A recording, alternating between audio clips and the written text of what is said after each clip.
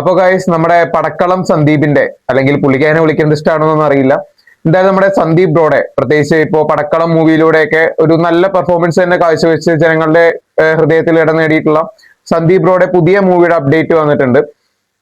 ഒരു curtain riser അല്ലെങ്കിൽ ഒരു അനൗൺസ്മെന്റ് വീഡിയോ ആയിട്ട് അവരത് ചെയ്തിട്ടുണ്ട്.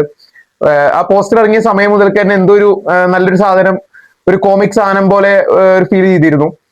എന്തായാലും കർട്ടൻ റൈസറും അതുപോലെയൊക്കെ തന്നെയാണ്. എന്തൊരു ഒരു സൂപ്പർ ഹീറോ പരിപാടി എന്നൊക്കെ പറയില്ലേ, അല്ലെങ്കിൽ ഒരു അമാനുഷിക കഴിവുള്ള ഒരു മനുഷ്യന് ഉള്ളൊരു പരിപാടി തന്നെ. അത് പ്രത്യേകിച്ച് സൂപ്പർ ഹീറോ എന്ന് പറയാൻ കാരണം നമ്മുടെ പ്രൊഡ്യൂസേഴ്സിലെ ഒരാൾ മിന്നൽ മുരളിയുടെ സോഫിയ പോൾ ആണ്. എന്തായാലും അതുകൊണ്ട് തന്നെ പ്രൊഡക്ഷൻ ക്വാളിറ്റിയിലൊന്നും ഒരു സംഭവം ഉണ്ടാവില്ല, ഒരു കോംപ്രമൈസ് ഉണ്ടായിരിക്കില്ല.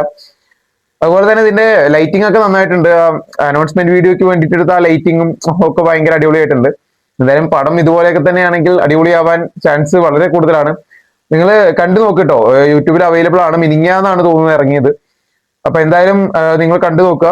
അപ്പോ നമുക്ക് ഇതിന്റെ കാസ്റ്റ് ആൻഡ് ക്രൂവിലേക്ക് വരികയാണെങ്കിൽ ഡയറക്ടർ അഭിജിത്ത് ജോസഫ് ആണ്.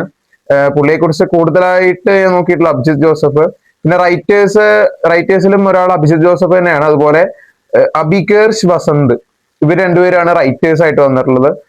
പിന്നെ കാസ്റ്റിംഗില് ഹിപ്സ്റ്റർ ഉണ്ട് കേട്ടോ. ഹിപ്സ്റ്റർ അന്ന് പോയതല്ലേ, ആവേശത്തിൽ പോയിട്ട് പിന്നെ പുള്ളി പടം ചെയ്തോ?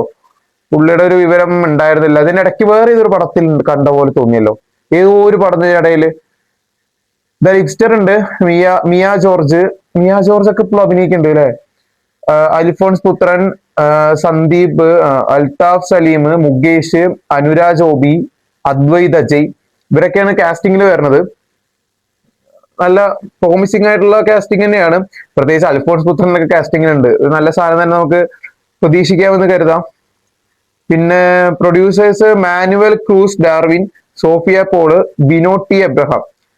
സോഫിയ പോൾ അറിയാലോ, സോഫിയ പോൾ ആണ് മിന്നൽ മുരളിയുടെ. അതുകൊണ്ട് തന്നെ വളരെ വലിയൊരു പ്രതീക്ഷ തന്നെ ഉണ്ട്. പിന്നെ composer Sibi Mathew Alex, cinematographer Deepak B Menon, editor Chaman Chacko.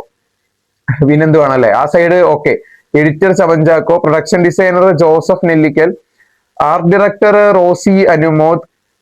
Rosmi Anumod.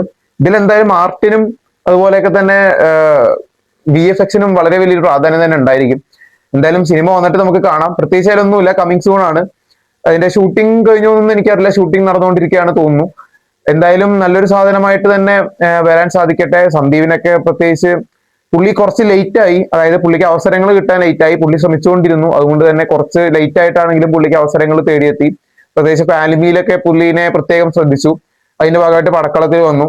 ഇനിയും നല്ല നല്ല നല്ല വേഷങ്ങളുമായിട്ട് മുന്നേറാൻ പുള്ളിക്കാരന് സാധിക്കട്ടെ. നല്ല പൊട്ടൻഷ്യൽ ഉള്ള ആക്ടറാണ്. പിന്നെ എക്കോയിൽ നമ്മൾ കണ്ടതാണ്, ഞെട്ടിച്ചു കളഞ്ഞൊരു പുള്ളിയാണ്. എക്കോ ഒക്കെ കണ്ടിട്ട് പുള്ളിയുടെ പെർഫോമൻസ് ചെയ്യും. അതായത് ഈ പ്രായത്തിൽ പുള്ളിക്ക് പെർഫോം ചെയ്യാനുള്ളൊരു പടം കിട്ടിയല്ലോ, അതന്നെ വലിയൊരു കാര്യമാണ്. ബാക്കിയുള്ളവരെ പോലെ അല്ലെങ്കിൽ ആ ഒരു ഏജ് കാറ്റഗറിയിൽപ്പെട്ട ആൾക്കാരെ സംബന്ധിച്ച് സന്ദീപിന് ഓഫ്കോഴ്സ് പടത്തിന്റെ എണ്ണം കുറവായിരിക്കാം, പക്ഷെ എക്കോ എന്ന് പറഞ്ഞ സാധനം മതി. പുള്ളി സീനാണ്. അതുകൊണ്ട് തന്നെ നല്ലൊരു സാധനമായിട്ട് തന്നെ പുള്ളി വരട്ടെ. ഇതുപോലെയൊക്കെ തന്നെ മെല്ലെ മെല്ലെ നല്ല സ്ക്രിപ്റ്റ് ഒക്കെ സെലക്ട് ചെയ്ത് അങ്ങനെ വന്നാൽ മതി. അല്ലാതെ ചറപറ സിനിമ ചെയ്യേണ്ട ഒരു ആവശ്യമില്ല.